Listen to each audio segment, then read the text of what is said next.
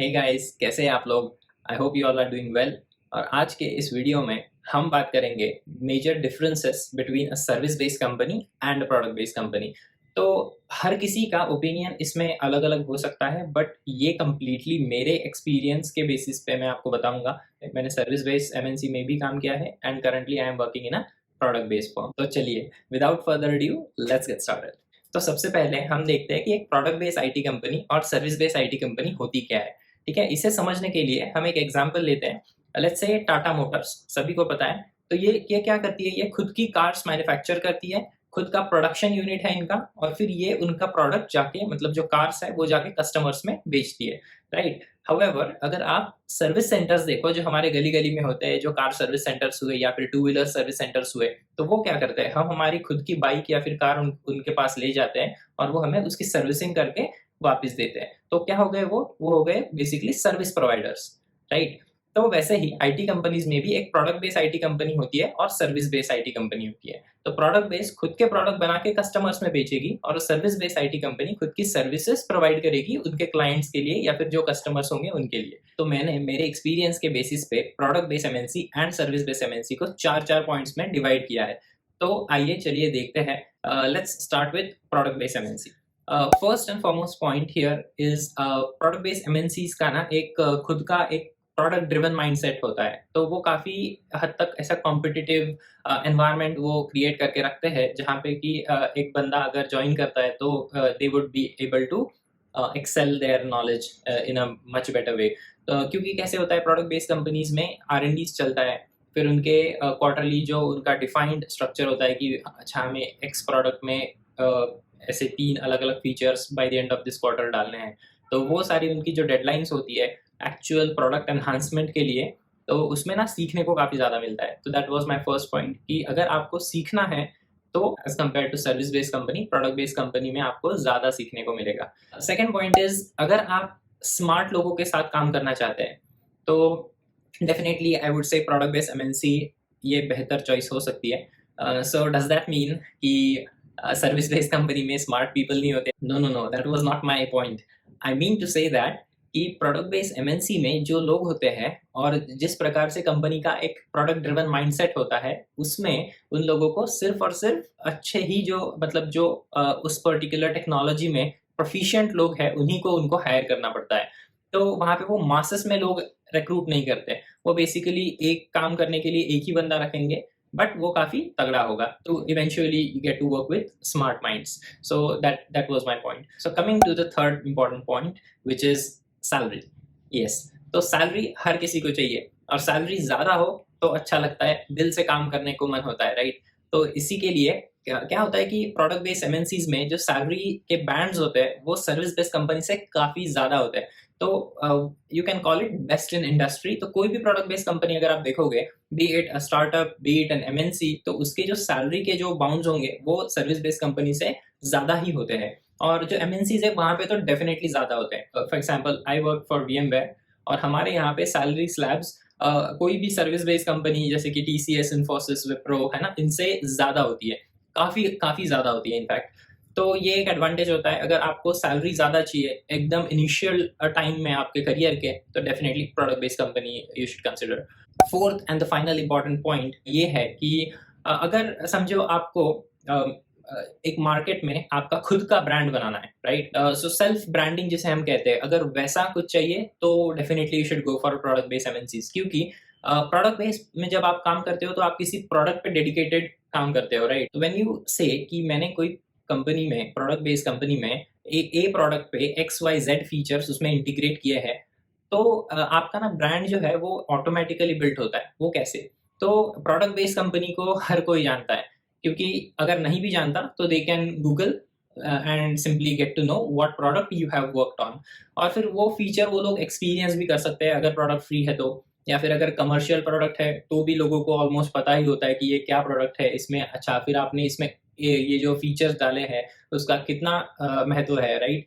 तो ये सारी चीजें होती है। तो इससे क्या होता है कि आपका एक ब्रांड बनता है कि अच्छा ये बंदा एकदम फाड़ू है और इसको ये चीजें अच्छे से आती है, राइट? तो ये इस तरह का परसेप्शन दूसरे लोगों का होता है जब वो आपकी तरफ देखते हैं, right? So that is a very good thing, और ये आपको आपके नेक्स्ट जॉब हंट में भी हेल्प करता है। That was the last point that I wanted to discuss with regards to product based MNCs.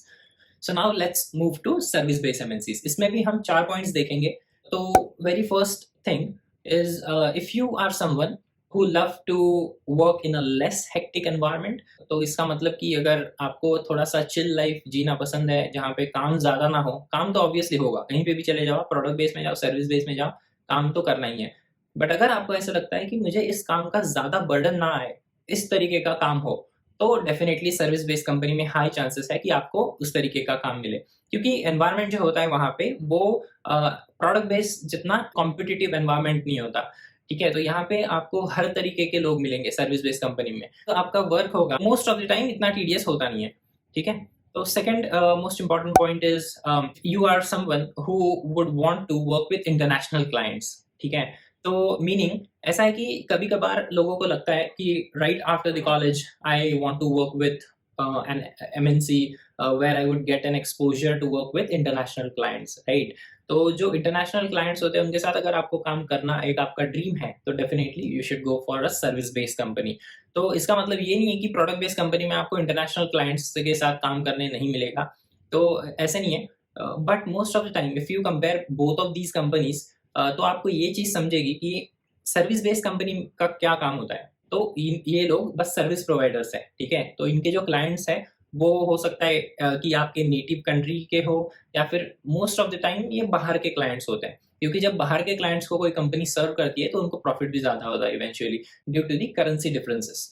तो अगर आपको इंटरनेशनल क्लाइंट्स के साथ काम करना है, definitely go for a service based firm. वहाँ पे ज़्यादा चांसेस है कि आपको एक इंटरनेशनल क्लाइंट के साथ इंटरैक्ट करने को मिलेगा, आपको अक्रॉस द ग्लोब फ्रेंड्स बनाने मिलेंगे, है ना? तो यही चीज़ होती है। The third important point is, अगर आपको ऑन साइट जाना आपका ड्रीम है, ऑन साइट एज़ इन कि समझो आप हो इंडिया से और आपको यूएस जाना है कभी, या फिर यूके जाना है, या फिर ऑस्ट्रेलिया जाना है ऑन साइट के लिए टेम्पररी बेसिस पे, ओके?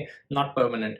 तो अगर ये आपका ड्रीम है कि भाई मैं चलो 3 साल जाऊँगा, वहाँ पे 3-1 साल, 4 साल बिता के फिर से I would want to come back to my home home country. तो ये अगर आपका ड्रीम है, तो definitely go for service based company. यहाँ पे गलती बिल्कुल मत करना, प्रोडक्ट बेस में जाओगे तो ऐसी बहुत कम प्रोडक्ट बेस्ड कंपनीज हैं जो कि आपको इंटरनेशनल रिलोकेशन देगी। और प्रोडक्ट बेस में मोस्टली है ना, ऑन साइट वाला सीन नहीं होता, ठीक है? कि आपको कुछ समय के लिए ऑन साइट भेज दिया जाए, तो ऐसे नहीं होता प्रोडक्ट बेस में। सर्विस बेस में ये होता है क्योंकि क्लाइंट्स की रिक्वायरमेंट होती है कि अक्रॉस टाइम जोन्स हमें लोग चाहिए काम करने के लिए, राइट? तो इसके वजह से वो आपको ऑन साइट भेजते हैं। देयर आर गुड चांसेस कि आपको ऑन साइट अपॉर्चुनिटी मिले और टेम्पररी बेसिस पे आप जाओ बाहर, काम करो, घूम फिर के 3-4 साल में वापस आ जाओ। तो ये चांसेस है कि आपको ये अपॉर्चुनिटी सर्विस बेस्ड कंपनी में ज़्यादा मिलेगी as compared to product based companies.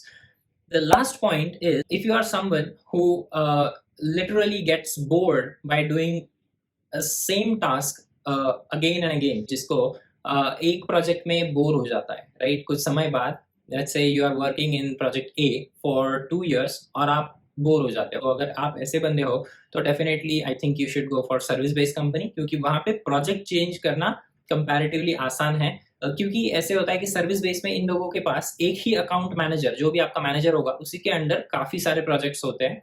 और उस प्रोजेक्ट्स में आप अगर मतलब आप चाहो कि 2 साल आपने एक प्रोजेक्ट पे काम कर लिया और आप बोर हो गए, तो आप इजीली दूसरे प्रोजेक्ट पे स्विच कर सकते हो आपके मैनेजर को बोल के।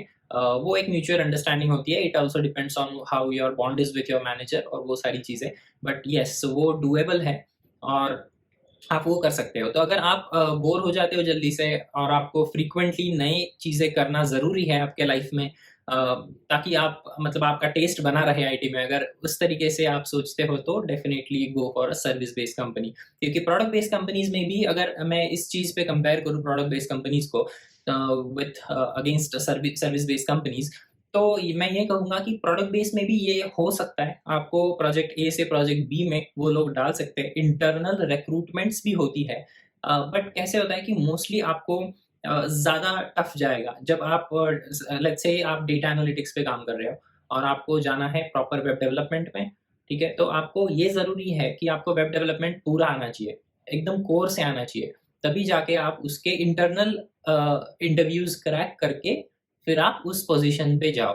तो ये होता है प्रोडक्ट बेस्ड कंपनीज में। सर्विस बेस्ड कंपनी में भी इंटरनल स्विचिंग के टाइम इंटरव्यूज होते हैं, बट अगेन वो दो चीजें देखते हैं कैंडिडेट में इंटरव्यू के टाइम।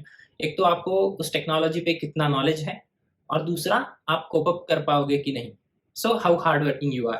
ठीक है, तो ये दो चीजें सर्विस बेस्ड कंपनी देखेगी, क्योंकि उनको ऐसे नहीं होता हमेशा कि उनको एकदम फाड़ू तगड़ा बंदा चाहिए, but they are also satisfied with a normal average guy who would manage their work somehow।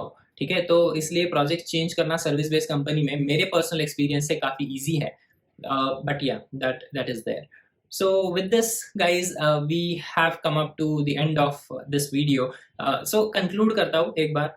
तो सर्विस बेस्ड कंपनी और product based company both are different model entirely. Product based company product पे काम करती है, उनका product driven approach होता है। Service based company services देती है दूसरे क्लाइंट्स को, तो उनका सर्विस के रिगार्ड से उनका थॉट प्रोसेस होता है। तो अगर आपको दोनों में से खुद के लिए अगर चूज करनी है, तो हमने ये जो 4 पॉइंट्स डिस्कस किए, ये एकदम बेसिक और प्राइमरी चीजें हैं जो आपने कंसिडर करना चाहिए अकॉर्डिंग टू मी। फिर इसके बेसिस पे आप डिसाइड करो कि आपके लिए क्या बेहतर होगा, प्रोडक्ट बेस्ड कंपनी या सर्विस बेस्ड कंपनी, और मुझे कमेंट सेक्शन में कमेंट करके बताओ कि आप क्या चूज करोगे। So with that said, I take your leave. Bye bye.